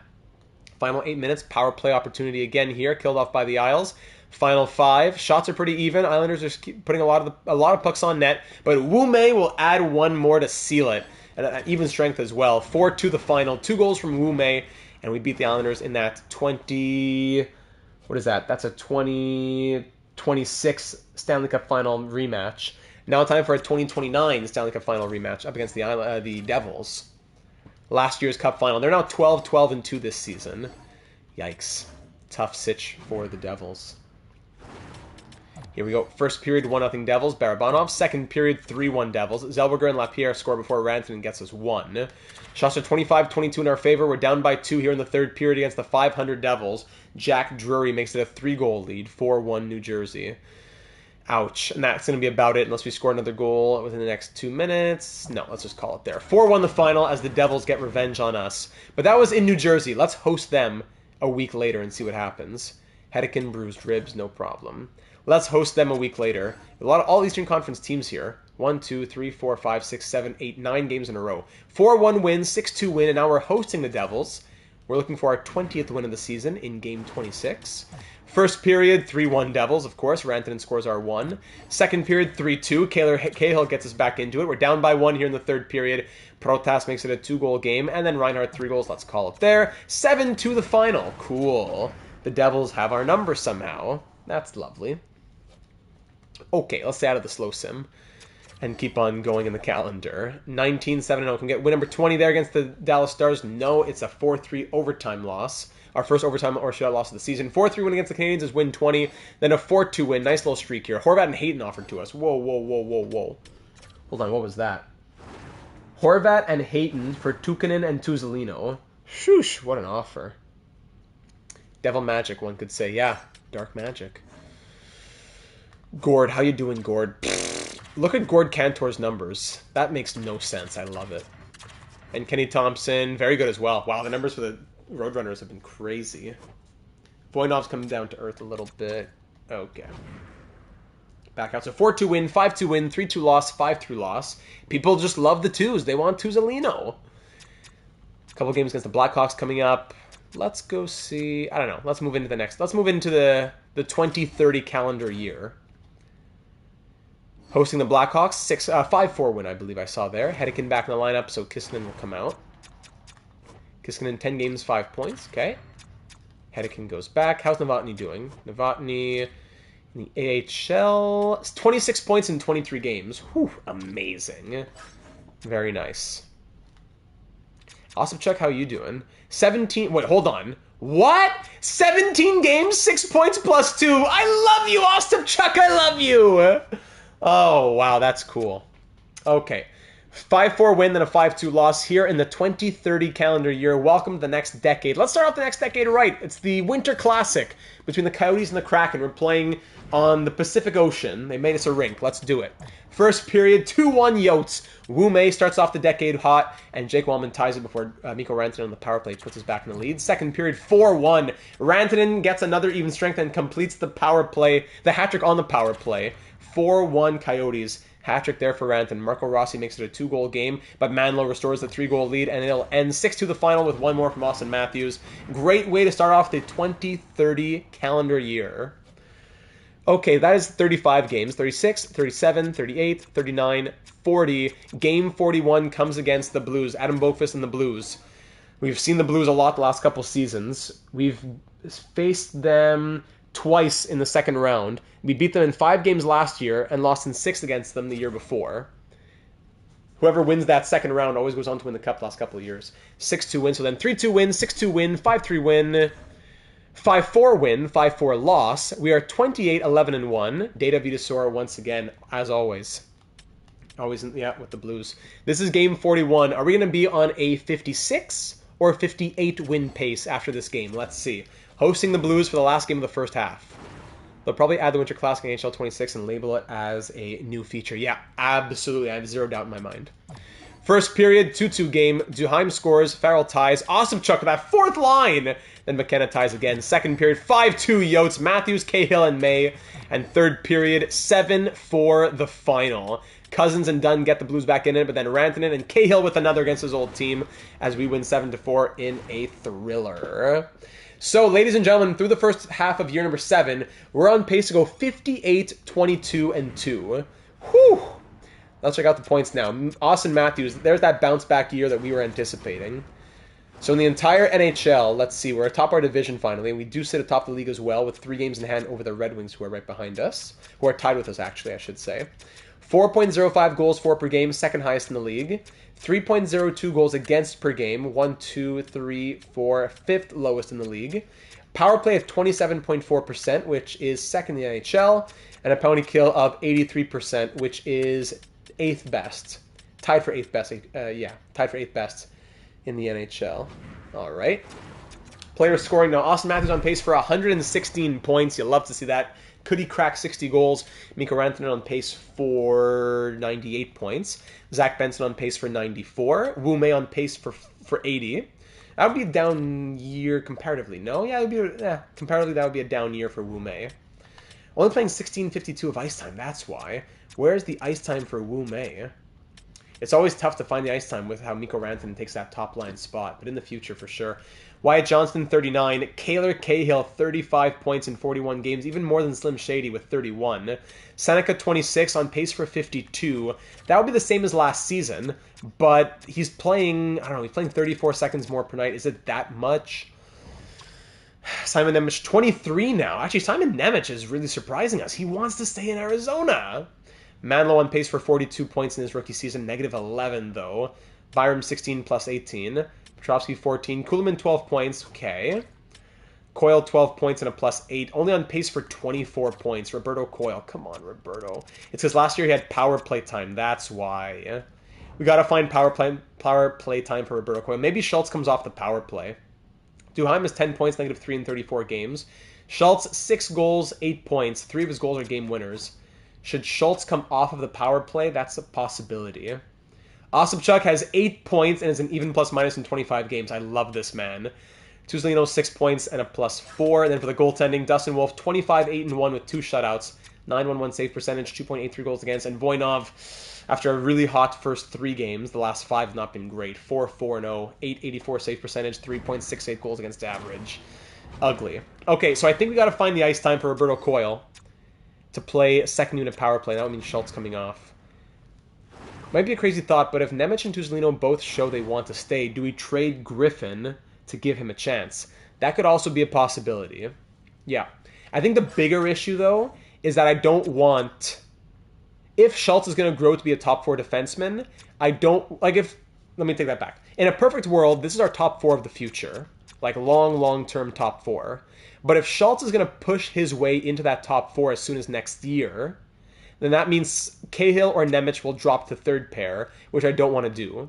So if Schultz is going to push into the top 4, Cahill or Nemec has to go. Tuzolino is only like for money, because Tuzolino we could keep on the third pair and it wouldn't change our lives. It's Nemec or Cahill that has to go. And it might come down to the money, because Cahill is doing incredible right now.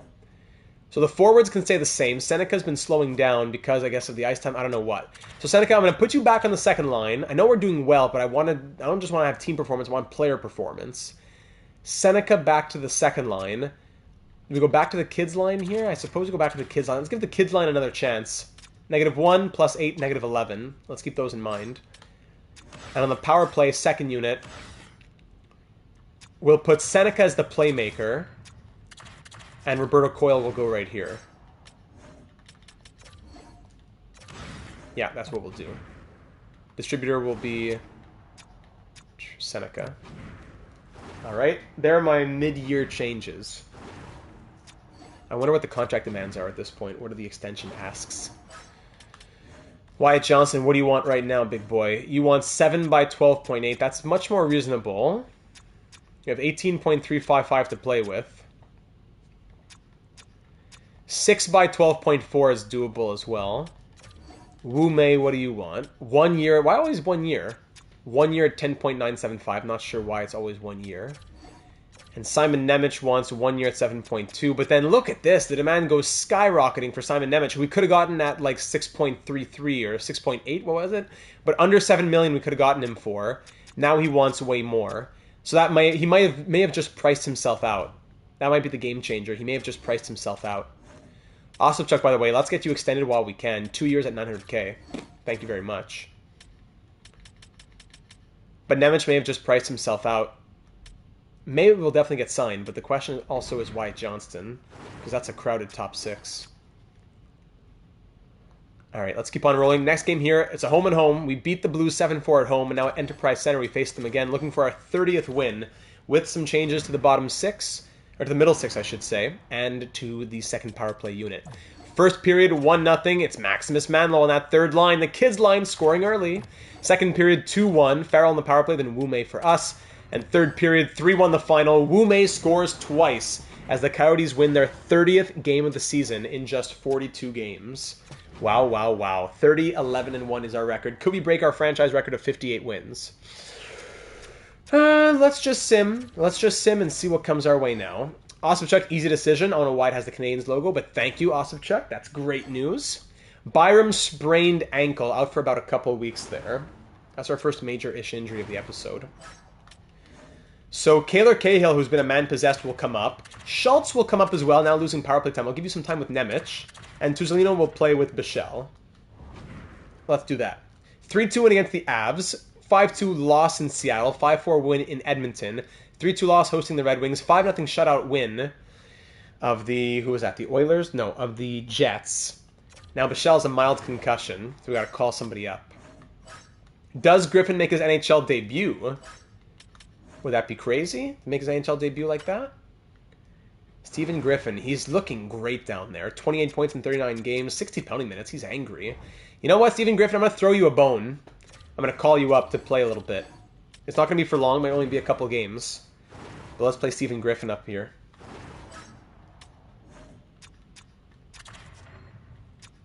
There we go. Stephen Griffin, welcome to the National Hockey League. -4 on chemistry. Yeah, sure. Welcome to the National Hockey League. Stephen Griffin, second round pick in 2027. Then in the AHL, we'll just have Smolinac fill in for a couple games. But of course, I say replacing all lines, but it's not all lines. Why would it be? Oh, man. Smolinac.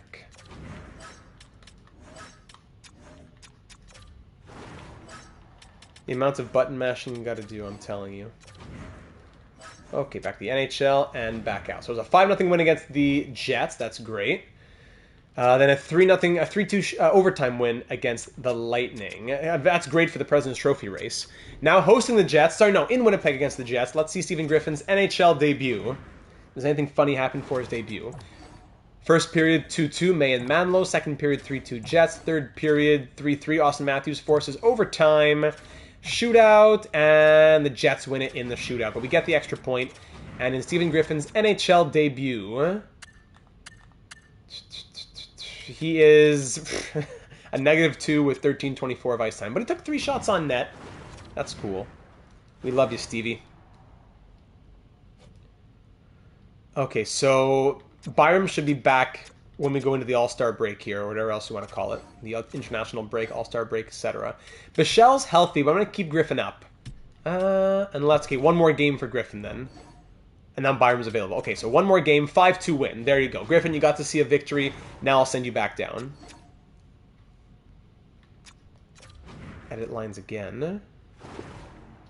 So Griffin played in 2 games? Griffin, yeah, 2 games, 1 assist even. There you go. You got your first NHL point, Steven. Congratulations. So Griffin will go back down, and Byram's not playable yet. So Griffin back down, and Bichelle's going to get to play a little bit because he got cheated out of it with that concussion. He needs to get a little bit of ice time out there. He's a valuable piece of this team. Bichelle played, yeah, 5 games, -1. Okay. Smolinac comes out for Griffin, and Griffin comes back up. Great. Switch back to the NHL, and another game against the Blues here. We face the Blues a lot. Last game against the Blues before the little All-Star break, and it is a 3-2 shootout win. Lovely. 36-13-2 is our record moving into the month of February. With 74 points. All right, let's go see the Blues again, always there. Canucks, Blue Jackets, Penguins? Let's go to the Penguins in Pittsburgh. Why not? A little week off, everybody rest up. Ian Harvey, mild concussion, head coach replaced. Then he's back, of course. Oh, my. There we go. Byram should be fully healed by now, too, right? Yeah, actually, yeah. Sorry, good thing I stopped myself here. Byram is fully healed now. So let's go back and take Bichelle out of the lineup. Bichelle. Thank you, Gen Z. Yep. 6 games, -2. Okay. Byram goes back there, back here, back there. Schultz, 6 goals, 9 points, +5 right now in his rookie season. All right, Akeem, I see you. Counter. Let's get through this calendar, man. My goodness. Okay, the Penguins we said we want to go see. That's another, what, 7 games away? 8 games away? 5-3 win, 8-5 win, 4-1 loss. Against the Blues, 2-1 win again. 4-3 shootout win, that's win number 40. 2-0 shutout, and then a 5-4 overtime win. 42-14-2 is our record facing the Penguins in Pittsburgh at PPG Paints Arena. First period, 0-0. Second period, 1-0, Austin Matthews. third period, 2-1. Dennis David ties it. But then Mikko Rantanen with 32 seconds left gets the game winner as we more than double the shots, 43-18. Wow. Who's standing on his head there? Georgiev standing on his head. Goal and assist from Matthews. The game winner from Mikko Rantanen. And we'll take the 2-1 victory on the road for win number, 43 now. Whew. 40-plus wins by the deadline. 3 more games here. Canucks 4-3 overtime win. Oilers 6-1 loss. 44-15-2. Let's go before the deadline. Can we have 45 wins for the deadline? Yes, we can. 7-1 win. 45 wins at the deadline. Atop the NHL right now. Wow. Now, anything that we want to check out, anything that really stands out, do we have to make any trades here? I really doubt we're thinking about trades right now. That fourth line swap was the one thing that I was thinking of, and Osipchuk was the missing piece, I suppose. So, Matthews, 77 points. May, 38 goals. Whoa! Data, good news for you. Josh Jacobs has 16 in the early second quarter. Really? So, Jacobs needs, 12 more. My win percentage has gone from 20% to 47%. Hold on! I need 12 more fantasy points. If Green Bay can just hang on, if they can get a pick 6, that would be huge. If they can hang on, and if Jacobs can get me 10, maybe 12 more fantasy points, it could do something. Josh Jacobs touchdown. Yeah, just got the notification. I feel bad though. I love you, Red. I love you, little dog. Benson has 65, Rantanen 61, Wyatt Johnson, there he is, 61 points. He's back in top 6 land. He loves that. Kaylor Cahill with 23 goals and 49 points. Don't mind if I do. Slim Shady, 47. Beckett Seneca, 40 points.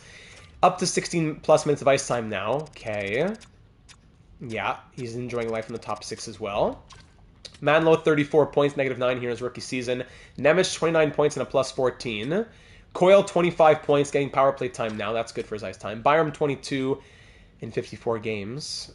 And that's true. The final's going to be first versus second in me, or first versus fifth, right? In Red Boy? Kuhlman, 18 points in 62 games in his rookie season as well. He's playing 10:45 a night. Petrovsky, 17, -8. Duheim, 16, -5. Schultz, 11. Osipchuk, 10 points, -4. So the fourth line's been struggling a little bit as of late, but I have trust in them. Tuzolino, 8 points, +6. Bichelle, no points, -2 in 6 games. And goaltending, Wolf is 38, 12, and 2 with 3 shutouts. 911 save percentage, 2.79 goals against. Meanwhile, Voinov is now 7-4. He's won his last 3 games, last 3 appearances, with now 1 shutout, the first of his career. 903 save percentage and 3.15 goals against average. So at this point, I do think that Nemec has priced himself out, but we don't need to trade him yet. We can try to win one more cup with him and then trade him in the offseason. No need to rush it now. So I think that's a conclusion that we're coming to. With Schultz not being ready yet, it has allowed us to push that decision by a year, which has allowed us to play these, both Cahill and Nemec in the top 4, and then again has allowed us to move on from Nemec a season after the season as opposed to in this season. Okay, so I'm not going to even think about any trades at all, honestly. Who's do we have? Just make sure we have who's our 13th forward again? Do we have no 13th forward? It's Bichelle and Klang. Yeah, so you know what? Maybe we go out and acquire a 13th forward for a 4th round pick or something. Maybe now is where we try and go out and acquire, what's his name, from the Canadians. Or no, from the Senators. That power forward. If they're not playing him, that is. I also lost my big money league semis unless Green Bay's kicker gets -3 points. Still guaranteed 20% of the pool for finishing first in the season. Oh, that's good. At least I like that system. But I'm very sorry to hear. Ryan Donato's on the block. Here, Miettinen. Did he play at all yet this season? 15 games, 3 points, -5 for Julius Miettinen, with the 3.5-star defense and the 5-star physical. 2 years left on his contract. I am interested in acquiring Julius Miettinen, but the trade value is a little bit high for a guy who might not even play for us. So let's run through the trade blocks very, very, very, very, very quickly to try and see if there's any random 80 overall guy for cheap value that might pique our interest. Sorting by overall, I'm looking only for 80 overall forwards. Nothing else. Nothing else. Schmaltz, no. Edstrom, 79 overall, Adam Edstrom. 3-star defense, no. I need a little bit more than that from the 6'7" behemoth. Brian Rust, 80 overall. on the Avalanche. They're sellers. No, they're not sellers. Sorry. They have him on the block despite being one of the better teams in the league. Graham Clark as well. Brian Rutz could be interesting. But he's signed on for another season. Money's too tight next to you now. We could trade him at the draft. That's true. We could trade him at the draft. I don't know. He does have 31 points. He's playing... he's not... Yeah, why would the Avalanche move him? Of course, Buchnevich on the block in Columbus. Of course he is. Negative 34? Blue Jackets are poverty, man. That's so sad. 41 points in 59 games, though, from Buchnevich. That is just sad. Adam Beckman, 81 overall, could be a guy. 3-star defense, 4-star skating. I could see Adam Beckman. So Adam Beckman, #1 target right now. Who else is out there? Bush going for the green jacket. That's funny. That's really funny. Never thought about that with the plus-minus. Didn't click right away, but then it did. Akuratu, excuse me. Akuratu. With the 94 stick checking, 3.5-star skating. Full-time 4th liner on the Devils. And the Devils are a losing team, though. So Akuratu could be another one. Ratu and Beckman. Even Drury. And Simon Tavel. Who is this guy? We were thinking about him, too, previously. Casper could be the guy. Good puck skills to provide a little bit of offense, but more importantly, 87 shot blocking, 89 stick checking, 3.5-star skating. Ostapchuk should probably be on the penalty kill, too. We should look at doing that. What's our penalty kill percentage at, I wonder? Simon Tyvel. Thank you. Simon Tyvel. Simon Tyvel. Simon Tyvel.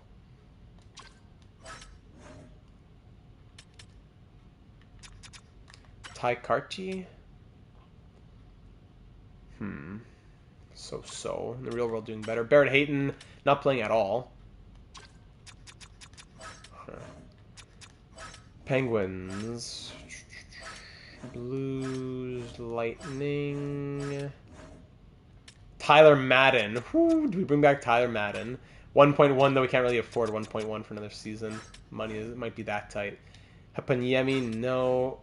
Vegas, Washington, Winnipeg. McLeod, Carrier, Barron. Actually, these are a lot. Look at all these guys who are on the block here.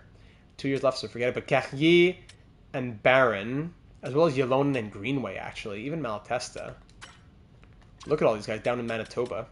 Barron in the NHL has 24 points, -7, playing 4th line minutes. Morgan Barron. Jesse Yolonen, who was on our team for a little while. He was very good with us. Do we bring back Jesse Yolonen? Jordan, yeah, not McLeod for sure. Jordan Greenway, 3-star defense. 3 assists, -4 in 13 games. This player that we acquire might not even play at all. So Morgan Barron, at that cost, at that overall, might be the guy. But Simon Tyvel has better attributes, so why wouldn't we go for him, you know? Let's just do Simon Tyvel. This guy might not even ever play. A Buffalo 6th for Simon Tyvel. What do you say? Trade rejected. Isn't sufficient at all. Sorry to offend. 5th round pick isn't sufficient at all.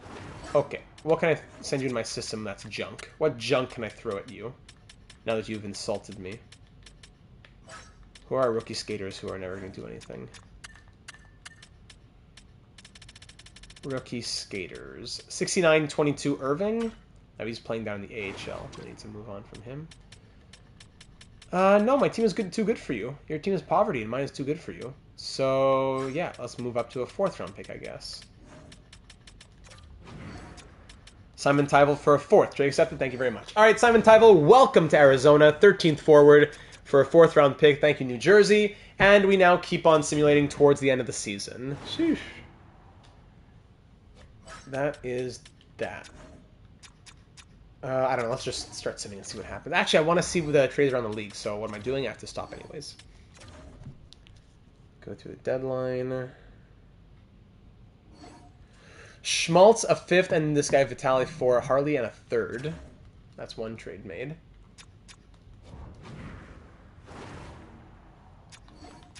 Let's go to the activity feed.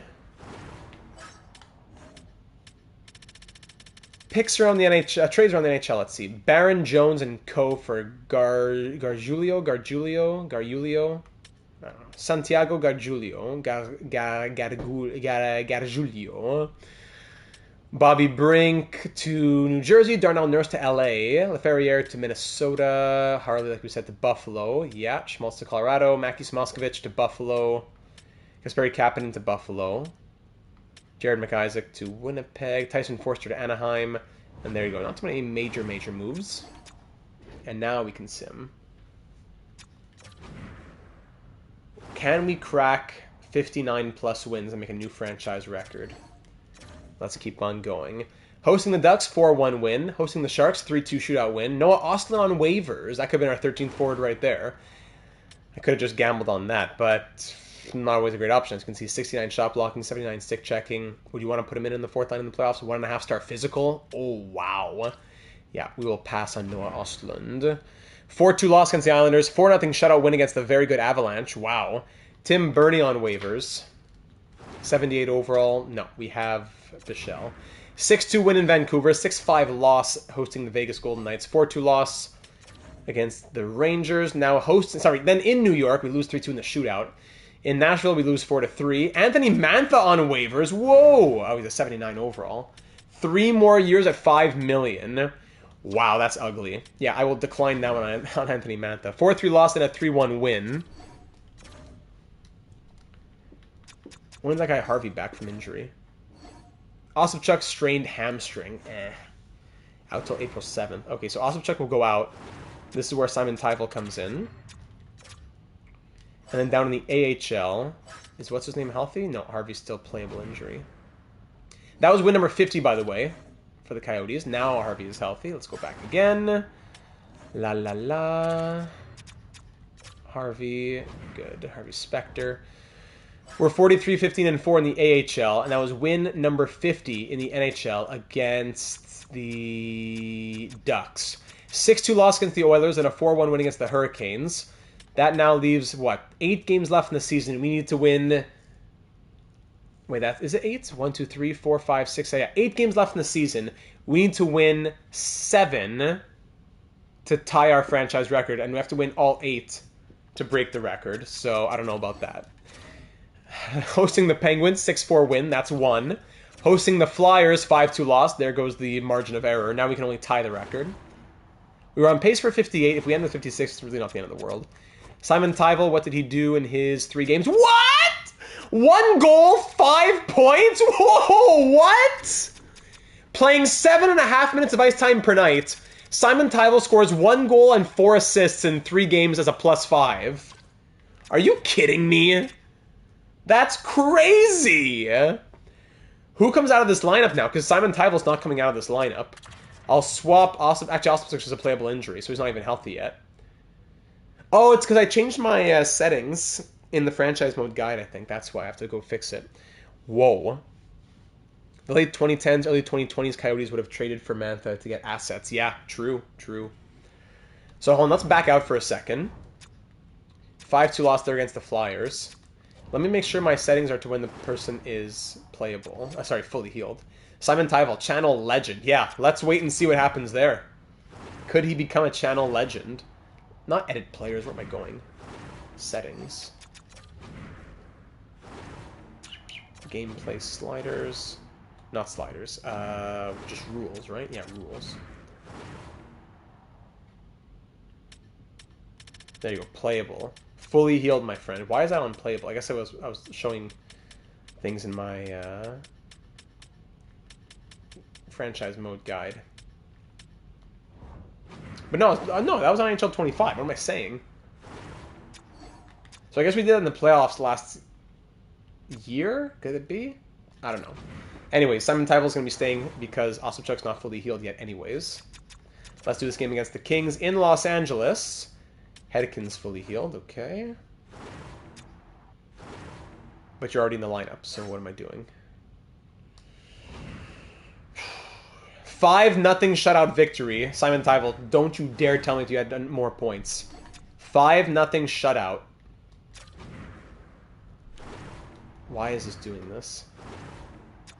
Edit lines, thank you.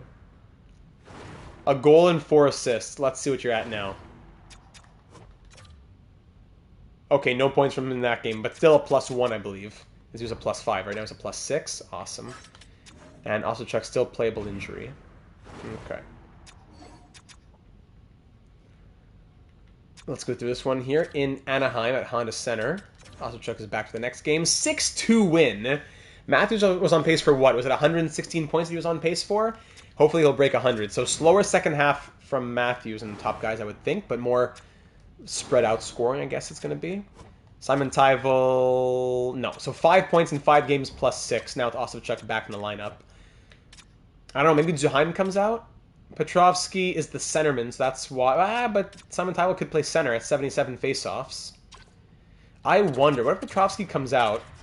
Osipchuk comes in. Osipchuk, Simon Tyvel, and Zuheim as the 4th line, with Petrovsky as the 13th forward. I wonder. Let's give that a chance to end off the year. Too bad you can't look at game logs and all that. All right, at Bridgestone Arena in Nashville, 3-2 shootout loss. Hosting the Wild in Arizona, 4-2 loss. Last 2 games of the season now. Can Matthews crack 50 goals? Isaac Shaw, bruised arm, okay. Against Dallas, 5-2 win. Matthews scores twice. Now, can he crack 100 points? That's the question. As we have the final game of the season here against the Avalanche. They're 41-33-7. We are 55-22-4. Can we get win number 56 to end off the season? And can Austin Matthews break 100 points? First period, 1-1 game. Wu Mei on the power play. Then Jack Hughes ties it up. Second period, 2-2 game. Will Butcher makes it 2-1 Avs, but then Wu Mei ties it up on the power play. Third period now, final 20 minutes of year number 7. Wu Mei gets another one. That is her... Is that a hat trick? Yes. Hat trick Wu Mei. Then Coyle. Then a 4th from Wu Mei. And then a 5th from Wu Mei. Do I hear double hat trick? 5-on-3 power play. 6-2 Coyotes. And Wu Mei scores 5 goals in the final game of this 7th season. To close off the year, a 5-goal game. Could that be a franchise record even? Wu Mei, you are a woman possessed. 3 on the power play, 4 on the power play, and 1 even strength. Extend no matter the cost. No question in my mind. Shots end 42-28. A 5-goal game from Wu Mei. Benson 3 assists. And that will be win number 56, ladies and gentlemen. Whoa, that was crazy. Matthews surpasses 100 points as well. And that is the season. Let's get... Oh, sorry, not roster moves. Let's get everyone playing their 82nd game. Whew, and then we'll recap the season that was to get ready for the postseason, which will likely be in the real world 2025, as I think this is the last Coyote stream of this current calendar year. Maybe we can do a Coyote stream with Desora. I wonder if she would be interested in a playoff stream. Okay, so first things first, I just got to see... Before I look at the whole team standings, I just got to know Wu Mei and Simon Tyvel. Wu Mei ends with how many goals? I just got to see this just about her. Wu Mei, who was on pace for what? I got to just see this. I don't usually jump back too far, but I just want to see this. I'm going to pull it up in my video. I'm going to scroll back in the live stream. Wu Mei was on pace for what? Indulge me for just a moment, ladies and gentlemen. Wu Mei, no, that was 16 games played. Indulge me for just a moment. This was in January. Here we go. Wu Mei had scored 18 goals in the first half of the season. She was on pace for 36 goals. And she ends with 59 goals. Who are you, Wu? So 59, hold on, so that's 59 in total. That means she scored 41 goals in 41 games in the second half of the season. 41 goals in 41 games in the second half of the season. I am shook. I am shook, Wu Mei. Hold on, let me just get back to here. Good. Wow. And in the end, Simon Tyvel with the Coyotes... And, okay, so 5 points in the first 3 games, and then no points in the next 6 games, and then -3 now in the last 6 games as well. Okay. Wow. All right, so let's look at the year that was. 41 goals in 41 games. 40 and 40. But in the second half. Wow. Too bad she couldn't hit 60 with the double hat trick. Mighty Joey just concluded year number 7. Wu Mei had a 5-goal game to end off the season to end off with 59 goals. Okay, so we don't win the Presidents. What? Tampa Bay wins 60 games? Wow. The Lightning wins 60 as we win our division and our conference, but no President's Trophy. Whew. Only 2 teams won 50 or more between ourselves and the Lightning. My goodness. So goals for per game, we finished 3rd in the NHL, 3.8. Goals against, we finish third best in the league at 2.84. Power play ends best in the league at 28.5. Lightning out in round 1 book, it says Hobbsy. I wouldn't be surprised. 28.5, best power play in the NHL. 28.5 would be our second best power play ever in this franchise mode. Yeah, we got to look at Tampa's roster. And the penalty kill ends at 84.9, which is 1, 2, 3, 4, 5, 6th best. Not bad. That is the second best. Yeah. So the second best power play, our second best power play, and our second best penalty kill of this entire franchise mode of 7 years. At home, we were 28-13. On the road, we were 28-9-4. And we end the season going 6-3-1 in our last 10 games. Yeah, before we look at anything, we got to see the Lightning's roster. Very curious about who's on this Lightning team. Tampa Bay, let's see. Philip Forsberg, and there's McDavid. Philip Forsberg scores 85 points, normal. Connor McDavid scores 99 points, not even that crazy. And Lucas Raymond, okay, scoring 104 points.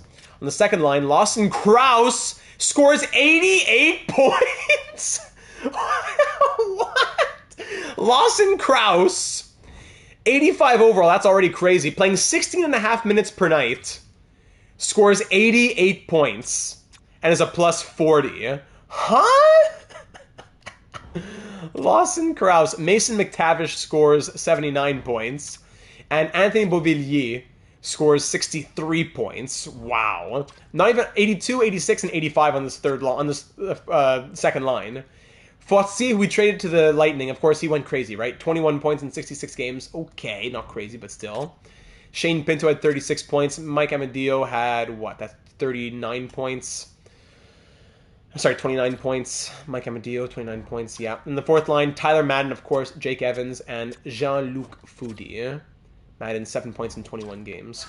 On defense, Hampus Lindholm, 8 goals and 48 assists. Phew, 56 points from Hampus Lindholm. Sean Dursey with 67 points. Yeah, that'll do it. Oh my goodness.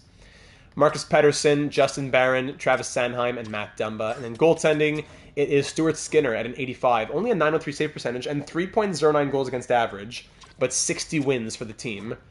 Suchanek had 18 wins as well. Okay. Oh my goodness, that is crazy. Crazy! Okay, now time for our point totals. Austin Matthews led the way with 101 points. That is his 1, 2, 3, 4, 5. Sorry. So 1, 2, 3, 4. 4 out of 7 years in Arizona, breaking 100 points. 51 goals. Big bounce back after scoring 27 last year and 45 the year before. 51 goals from Austin Matthews. 50 assists. 101 points. Wu Mei, 59 goals from the Japanese phenom. 98 points is a new career high, actually. Woo-hoo! 3 goals shy of 300 in her career, too. 59 goals and 98 points. Wow. Zach Benson, 89 points. So again, not what we've seen always in 100 pluses, but 85 last year, 89 this year. We'll take it. Wyatt Johnson scores 78. Not as much as last year's 87, but 78. 3 consecutive years of scoring 70 plus is very good after he was maybe like a 50-point player in Carolina. Ice time this year was a bit down, was it? Yeah, about a minute less per night. He scores 9 less points. Makes sense. Mikko Rantanen, down year from Rantanen, 33 goals and 75 points. From 100 to 104 to 101, then down to 88, now down to 75, not even cracking 40 goals. Could Mikko Rantanen be a guy who's considered for a trade in the near future? I wonder. Slim Shady, 71 points. Kaylor Cahill slowed down, but will still take 27 goals and 56 points. Yeah, we'll take that. Beckett Seneca, only 7 goals. What? 7 goals and 49 points. 1 less point than last year. A plus 35 better than last season. 8 less power play points, and playing a minute 49 more per game. So Beckett Seneca did not run with his opportunity on the second line this year, I have to say. Maximus Manlon in his rookie season, 25 goals and 45 points in 14.08 per night. Simon Nemec scored 34 points and was a +7. Roberto Coyle, 32 points and a +15. His rookie season was more. He played 5 more games and scored 5 less points and 11 less goals, while being a +15 better. But it's the power play time that did it for him. He got second unit power play time and did almost nothing, sadly. Shorthanded points, he had 4 of those. About 1 minute less per game without the power play time. So Roberto Coyle sadly did not get what he should, what he deserves. Byram had 30 and 74 with a +37. Kuhlman's rookie season, 13 goals and 23 points as a +8, playing 10.53 per night. Simon Tyvel, in the end, with the Coyotes, scored 5 points in 9 games, was a +2. Petrovsky, 22 points in 78 games. Do we put him back in the fourth line? I'm looking for that in your suggestions. Steven, I'm talking to you. What are we doing for our fourth line? All right, gotta head out, says Hobbsy, getting ready to board. Chat with you all in Discord. Hobbsy, have yourself a safe flight. I'm not sure how long it is, but I remember you were asking about downloading some stuff, so enjoy the shows, get a little shut-eye, and of course, again, may it be a safe one. Enjoy. Brandon Duheim, let's see, 20 points, -9 with us in 75 games. Schultz in his rookie season scored 9 goals and 14 points. He was a +7, playing 15.46 per game. No problem. No problem with Akeem Schultz's rookie season, but will he be in the top 4 next season? That's the question. Tuzolino, 12 points and a +11. There you go. Osipchuk, as a Coyote, 11 points, dropped down to -10. So in 61 games, that really dropped off, sadly, from Osipchuk. Yeah, all of his points were with us as a Coyote in the NHL. And Bichelle, 6 games, -2. Goaltending, Dustin Wolf goes 45, 18, and 4 with 5 shutouts, improved from last year. 9-10 save percentage and 2.77 goals against average, while Vyacheslav Voinov went 11-5-0 with 1 shutout, 9-13 save percentage and 2.78 goals against average in backup capacity as a rookie. Love it. Down in the AHL, Sikora, 71 points, Novotny, 69 and 65, Wallet 57, Valiquette 57 too. Griffin 50 points in 67, +32. Yeah, more decisions to be made for next season. Now in the entire NHL, let's see, 123 points from Jason Robertson. Wow. Stars fans are wishing they could do that in the real world. Leading the league in goals was Jaden Pittis with 64, but Wume was second at 59. Most assists, Nico Hischier with 91. Whew. Best +- McDavid +58, tied with Sean Dursey. Most penalty minutes, trouble with triples at 224, of course. The top 3 are all created players here, Milo Ren and Tony Twist Jr. Let's see, most fights, that's always fun. Most hits, 216 to Zaka. Most takeaways, 156 to Pedersen. And most fights, 37 from Milo Ren. Look, it's all undrafted players who fight, it looks like. 75 points and 216 penalty minutes from Milo Ren, 90 overall. That is crazy. I love this created player. Okay, so that's points. Now let's look at defense. Cale Makar, 95 points. King Kristoff with 87. Kirill Bang with 85, plus 101 penalty minutes. How many fights for Kirill Bang? Kirill Bang, 16 fights. Love it.